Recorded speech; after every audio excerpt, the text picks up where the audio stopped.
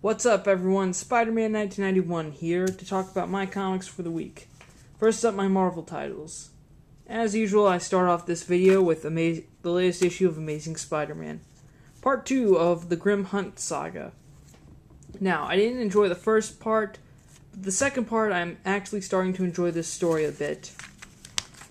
We cut to where the story took off with Ezekiel speaking to Peter Parker and the second Spider-Woman, Julia Carpenter, about the Kravinoff's plan to hunt spiders. After Ezekiel talks to them, Peter wants to know who's next that the Kravinoffs are going after. So they find Arana being chased by who someone pointed out in my last video, Vladimir Kravinoff, who's some weird lion-looking thing when he came back. So, while she's scuffling with that and Kraven's daughter, Spider-Man shows up to help save the day. And so does Kane. But while Spider-Woman has Vladimir detained, Kraven's other son shows up and beats the two spiders, whereas Kraven's daughter is beating the crap out of Kane. Or stabbing, I guess, is the more appropriate word.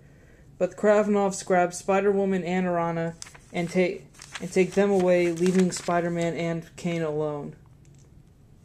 And, of course, Kane assures Peter that he shouldn't go after them because of his condition. He soon reveals, so what? They don't mean anything to you. And if you go, then they're just going to get killed.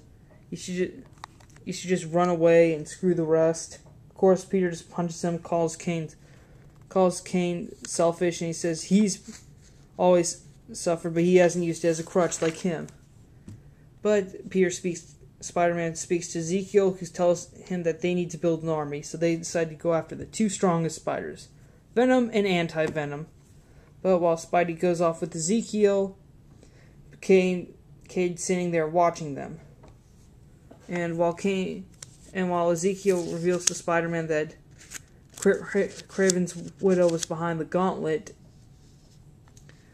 and everything, Spider-Man shows up to see Mysterio, and Ezekiel is revealed to be none other than Chameleon in disguise.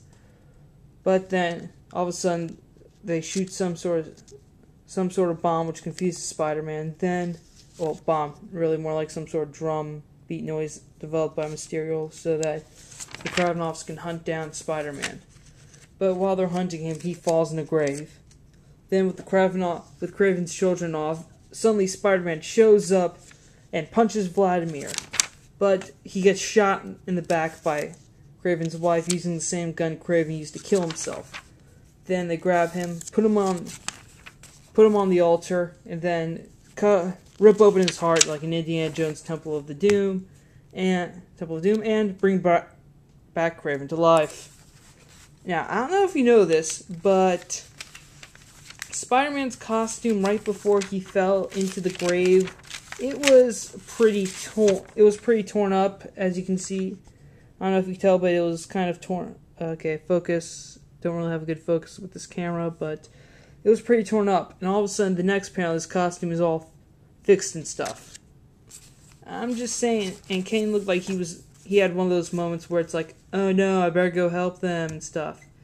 Just saying is all. Well, anyways, Grim Hunt Part 2 was much more interesting than Part 1. Now then, Fantastic Four number 580. After Reed tells Franklin that he's unable to make the plans to take Franklin. After Reed Richards tells Franklin that he can't take Franklin and Leech to this new toy store opening because of his deal with the Future Foundation, which is made up of Alex Power, his daughter Valerie, and a bunch of other smart kids. Johnny decides to take him, and after assuring Franklin that Reed doesn't love Val more, that they just have more in common, and tells him that they're going to do damage to Reed's gold card by buying a bunch of stuff, Johnny takes him to the toy store where not only is the Impossible Man is there, but also Arcade, as they've gone to business together. Of course, Arcade says he's promised to swear off death traps. A few pages later, he nearly kills the Impossible Man, And all the toys that they built are under his control, which he uses to attack Johnny Storm. Leech gets knocked out, and then Franklin uses his powers to bring a toy Tyrannosaurus to life to take out Arcade. And after Johnny burns all the new Impossible Man toys, Impossible Man takes Arcade away to deal with him, and Johnny, Franklin, and Leech leave the store having a good day. And we just have a New Earth interlude here, which I don't feel like recapping. And meanwhile, back at the Future Foundation, the kids have figured out a way to help cure Ben Grimm to make him human again. However, though, the solution is not permanent, but rather it just turns his powers off for a certain time, for only a certain time. But fortunately, the kids have narrowed it down to give Ben 1 week out of a year where he can be human. Ben, of course, decides to take the formula. Now, this issue was pretty awesome. While I do like how they decided to cure Ben Grimm, I did like how the kids decide to go a different way. Instead of looking for Reed's way to cure them permanently, they just decided to cure him. They just decided to cure him from maybe temporarily and stuff, which I think is better, because I would rather have Ben Grimm be able to turn his powers on and off than just be the Thing the whole time, or just be Ben Grimm the whole time. Can't wait for the next issue of that to see Ben Grimm's first adventure of human. Now, Avengers number 2. This issue. Well, the original plot of this was that the Avengers have to go back into the past, have to go to the future to help their children who will become tyrants.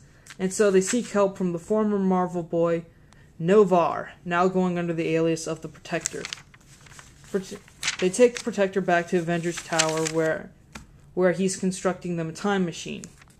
And even though Tony offers him a job to work for him and gives him a full laboratory, Noah assures him that that Earth can't handle the technology right now. And after viewing multiple timelines, though, their little quest is interrupted as they discover the time stream is broken, and that they need to fix it quickly. But that gets interrupted when Wonder Man shows up. Wonder Man starts to curse the event, starts to say that reforming the Avengers was a horrible idea, and goes to attack them. Basically, he's just insane and having a rant. He gets away, and Iron Man, Thor decide that they need to help him, and that they can't see another Avenger go crazy again. But when they're about to embark on this, their building gets attacked yet again by Apocalypse and his 4 horsemen. Okay? I think what this series so far is trying to do is just try to prove that this is the main Avengers team by giving them a lot to do, since their to-do list consists of saving the future, stop a crazy Wonder Man, and now they have to beat Apocalypse and the 4 horsemen. Still, this seems like a very interesting thing, and I really want to see where this goes. But all in all, the one comic out of Marvel that I had the most fun with was Fantastic Four number 580. This was still a good one, and Avengers was a close second, because already they're adding they may or may not add Protector to the team, but kind of hope he does, since he was the only one of Osborn's Avengers to actually quit before things got worse for them. So that's all I have to say about Marvel for now. Check out my DC reviews, which should be up soon. Later.